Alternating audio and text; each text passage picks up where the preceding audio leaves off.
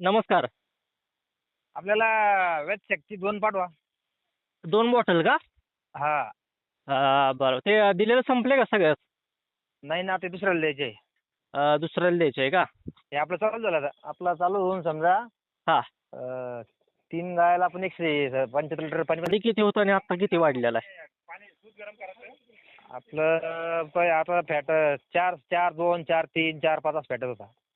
बरं. किती लागतोय मग? हां. आधी किती होता? आधी ते 3, 4, 3, 4, 3, 5. बरं, म्हणजे जवळ-जवळ एक 9 ते 1 पॉइंट 9 ते 1 पर्यंत वाढलाय. हां, हां. असं. एच-एफ गाय आहेत काय?